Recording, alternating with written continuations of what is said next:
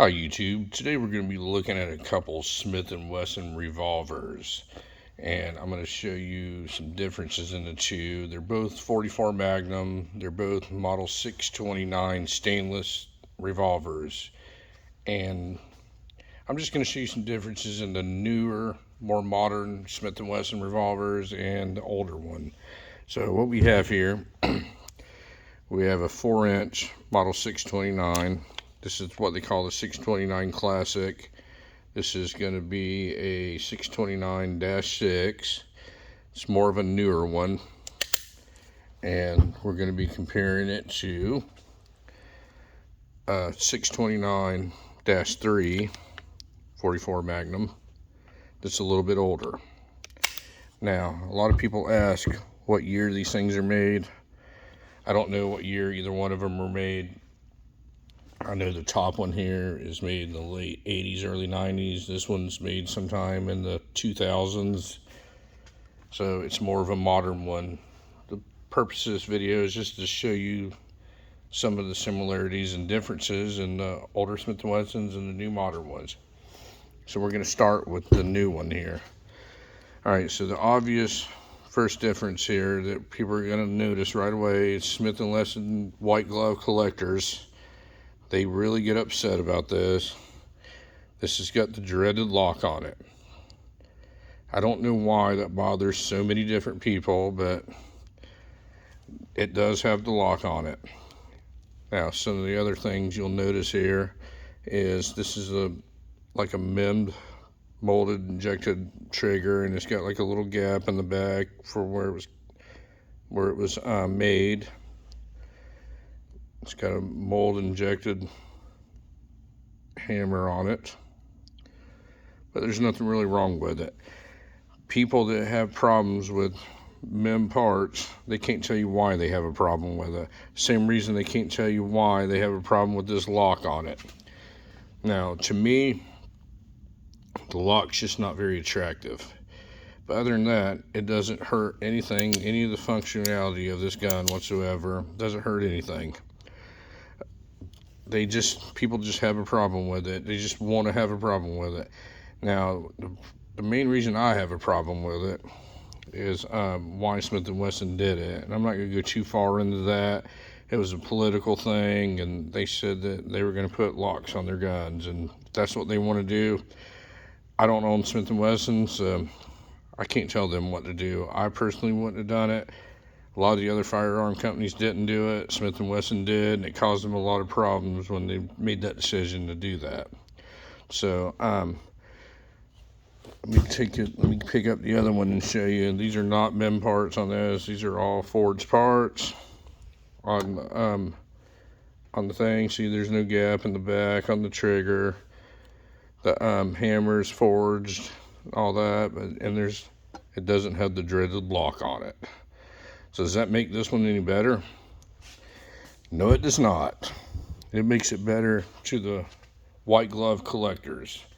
Now, one of the other differences is when you look at one of the newer modern revolvers, if you'll notice on the hammer, there's no firing pin. It's got a frame-mounted firing pin on it.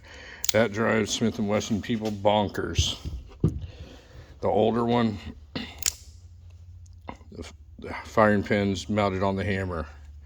That does not drive them bonkers. I don't know why Smith & Wesson people have to have that hammer mounted firing pin. They think it's because it makes it better. Well, I don't think it necessarily makes it better, because they say the Colt Python is the Cadillac of all revolvers. Well, it never had a hammer mounted firing pin. It always had a frame mounted firing pin. If it's supposed to be the best one, why didn't they put the firing pin on the hammer? That's the question of the hour. But other than that, look at this new gun.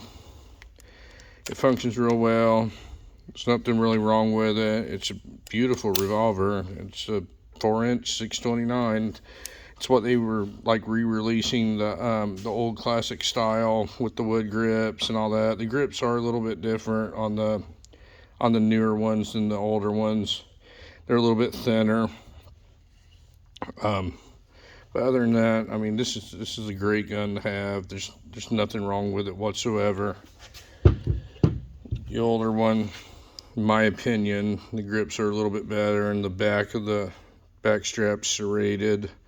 But I think these grips are a little bit better looking, in my opinion. Now, other people could have other opinions, but that's just mine, and I do think the grips look a little bit better. But you can change grips on a gun. It's fairly easy to do. Most people that own a screwdriver could probably handle the task in a few minutes. I mean, I watched Gucci Glockers build a whole entire gun in 10 minutes. I'm sure changing the grips on a revolver shouldn't be too much of a task. Now, one thing I'm going to show you on this thing is the way this action works. It's pretty smooth the way it works right now, but you feel the double action is pretty hard to pull on this thing, and that's just a typical Smith & Wesson deal. I've always leaned towards the Colt action in guns, but it is hard to pull on it. Now, this other one here has had work done on it. A gunsmith has done internal lock work and action work on this thing, and it does work a lot smoother. And when you pull this trigger, there's just no effort whatsoever, and it's smooth all the way through. There's no grittiness or anything like that. But this one here can and will be corrected to work the same way that older one does. But other than that, I don't see a problem with these guns at all. I know a lot of people do see a problem with it, and if you sit there and have an intelligent conversation with them, they can't tell you why they have a problem with them. They just don't like them. It just cracks me up. It cracks me up to sit there and listen to somebody say, well, that gun's terrible. I don't like it. Well, why don't you like it? And they can't tell you. They can't give you an intelligent answer. If you ask me an intelligent question of why I don't like something, if I tell you I don't like it, I'm going to tell you why I don't like it. But white glove collectors can't tell you that. They just look at the monetary value. And this gun here, when they sell on the secondhand market, this will not command the same price as the one that the older one, simply because it's not as desirable to collectors. Well, I want to know how desirable it is to shooters, because I'm going to let you in on a little secret. Both of them discharge the 44 Magnum caliber cartridge, and both of them do it very well. So what's really the difference here? This one's going to have some lock work done on it and action work done, and it's going to work just as good as this one when it's all said and done. But I just want to go through the comparison between a new, more modern manufactured Smith & Wesson revolver and an older one, show you the differences, and I want to hear what y'all think. Tell me why this gun is so bad. Put it in the comments. Tell me why this is such a terrible gun. Tell me why that this gun here would command so much more money than the new modern one. I'd like to hear it. Make it intelligent, please. But anyway, folks, if you have any questions on either one of the revolvers, I'll be happy to answer them for you. I'm not a Smith & Wesson revolver expert. I'm never going to claim to be a Smith & Wesson revolver expert. I just want to show you a side-by-side comparison and see what your thoughts are on it. You folks have a great day, and thank you for watching my video.